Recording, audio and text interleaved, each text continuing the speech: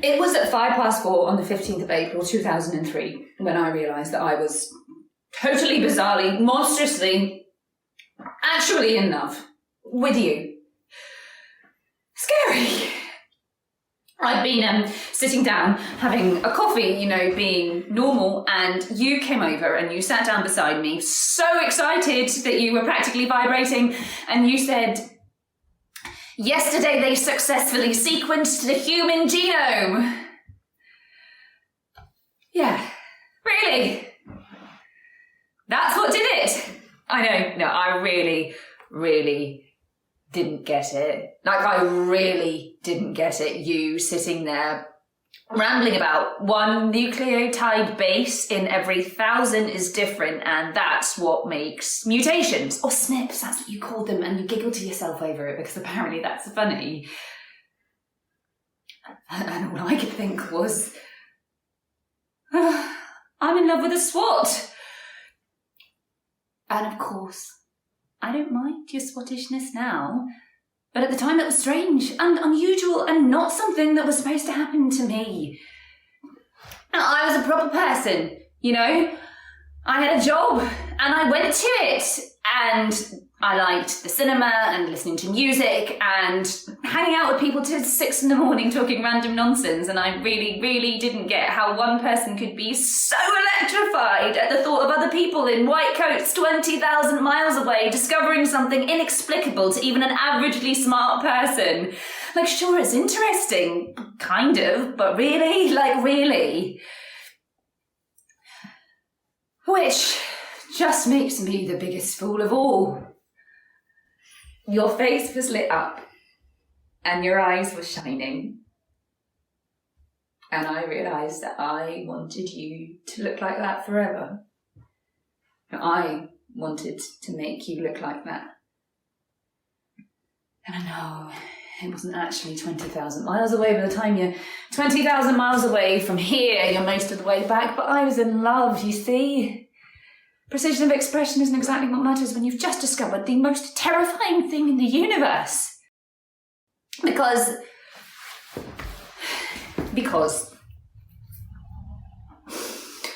all of a sudden, you, Ali, sitting there with your shining face and your crooked glasses, who read science journals and understood physics and cared about all these strange things I wasn't sure that I'd ever understand.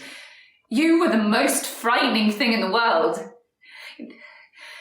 Evil maths teacher from when I was 6? Nothing. Deranged dog living next door? I'd have faced it in a heartbeat. My supervisor asking if we could have a quick word. Easy. But you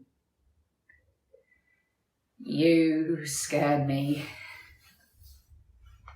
So I did what any rational person would do. I picked a fight. I called you a nerd and a wonk, and I asked you why. Why were you telling me this when you hadn't even called me for a week? And as far as I knew, you were still pissed at me for never answering your text message. Your very important text message. The game-changing text message in which you'd suggested, no, not suggested, flat out stated that we should stop beating around the bush and flirting in text messages and pretending to be friends when we saw each other and actually try dating each other. At least once. Do you see why I hadn't replied? Where to even start with that morass of non-defined kind of feelings that we might or might not have had for each other. But now it was a door. That one base in every 1,000 that changes things forever. That could mutate us into something rich and strange. All bizarre and amusingly grotesque. Something so obvious and perfect, you'd wonder why you'd never seen it before. Suddenly it was possibility. And possibility meant it could all go horribly wrong. You know, we might kiss and you decide that we never had chemistry to begin with. Or maybe it would just get too complicated with all of our friends and exes who were friends. Or maybe we'd sleep together for the first time and you decide that you never ever wanted to do it again. Because let's face it, I'm no Heidi Klum or whoever it was that you had a crush on that month. Look, and even if you didn't, even if after that hurdle you somehow still wanted me, you know, I've never had a serious, like, an actual relationship before. You know, I'd find a way to destroy it. It's certain I would, and then I'd have lost you and I wouldn't...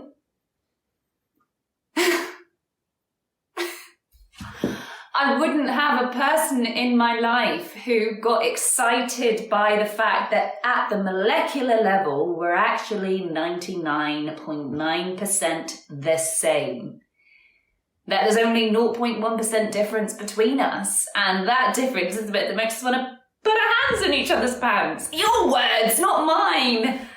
I guess the human genome wasn't the only thing to get you excited. And it's not just that.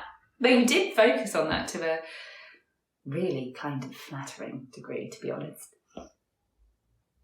That 0.1% was the difference between me and Shakespeare. And you and Einstein and John and Paul, and between everyone. You know, in that 0.1% was everything. All the variety and genius and mind-numbing stupidity of every person we ever knew, of every person there ever was. And you were excited by this. You know, you had the kind of brain that looked at statistics and figures and mad chemical experiments involving ribonucleic acid and found philosophy. Whereas I found a lot of words that are difficult to say. I guess that's what makes us different. I must have been looking a bit glazed or something because you asked me if there was something wrong and I couldn't tell you what I was really thinking, now could I? All of a sudden I was looking at these stupid worn-down shoes with affection because they were yours and only you would think that it was appropriate to wear them in front of people. That I thought it was cute that you still had your headphones round your neck even though we'd been talking for like 10 minutes. And it isn't cute at all. It's rude and it implies that you don't plan on listening to the person you're talking to for much longer and you shouldn't do it. And I, in that fortunately brief half hour, thought it was adorable. This is why I'm a freak. Now, I don't want the fairy tale and the sparkles and the nice big letters saying the end. I don't want to be the centre of attention or the girl in the tower. I don't even want to have to be some kind of pretend poet strangling myself trying to put this into words. I don't want to have to pretend to be the most special girl in the history of ever when really I'm just me. And like you said, 99.9% of us is exactly the same as everyone else. That makes it pretty unlikely that I'll find a way to say this that hasn't been said a million times before. And you know what happened next. You asked me out. And I said yes. And then we did it around for 6 months trying to decide whether we were in a relationship or not. If the other person wanted it to be a relationship or not. And what kind of relationship they might or might not want it to be. And when we got that sorted out, there was, real life and jobs. And scary things like entering the world of other people who have friends with babies and other developments I'm still not ready for. But there was always you. I've always known that there's one person alive in the world who knows that I'm 99.9% the same as every person that there's ever been, and yet loves me. That you see that small part of me that's different from the part of you, and you think it's precious. That you rocked my world with adenine, quinine, cytosine, thiamine, and ungodly enthusiasm. Other people write poems or sing songs. You told me that my 0.1% was all you'd ever want. So, I guess what I'm saying is, Ali. Oh.